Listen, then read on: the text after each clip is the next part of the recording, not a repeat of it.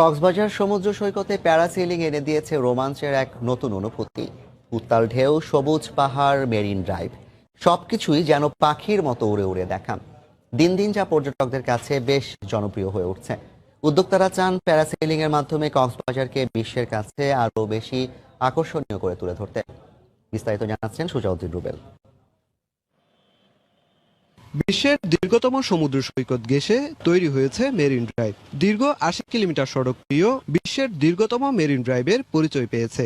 কেবল দীর্ঘতম সৈকত বা marine drive নয়, এখানকার পাহাড় সমুদ্রের অপরূপ মিতালি উপভোগ করতে প্যারাসেলিং এ উঠছেন পর্যটকরা। এ নিয়ে রোমাঞ্চকর এক ভ্রমণ।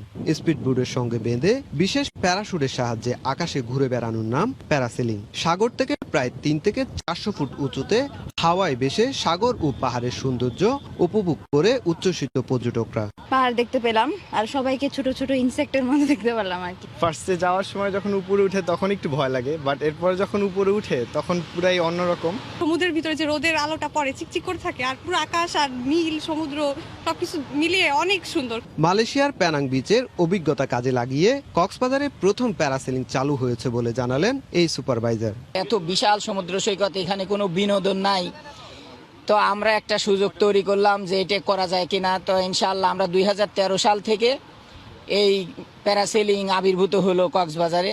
বেসরকারি এই উদ্যোক্তা জানালেন, সরকারি পৃষ্ঠপোষকতা পেলে প্যারাসেলিং এর মাধ্যমে কক্সবাজারের পর্যটনকে বিশ্বের কাছে আরো ভালোভাবে তুলে ধরা সম্ভব।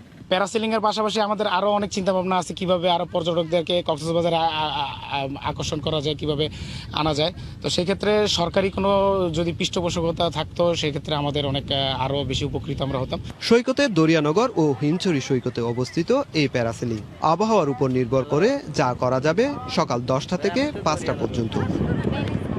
বিশ্বের প্রায় সব দেশেই সমুদ্র সৈকতে অন্যতম আকর্ষণ হচ্ছে প্যারাসেলিং। তবে বিশ্বের সবচেয়ে বড় সমুদ্র সৈকতে এমন অভিজ্ঞতা যে কোনো ভ্রমণ পিপাসুদের ভ্রমণে যোগ করবে বাড়তি। তাই সরকারি উদ্যোগে আরও কয়েকটি বিচে প্যারাসেলিংয়ের ব্যবস্থা করা গেলে দেশি বিদেশি পর্যটকদের আকৃষ্ট করার পাশাপাশি এটি হয়ে উঠতে পারে কক্সবাজারের পর্যটনে সম্ভাবনাময় একটি খাত।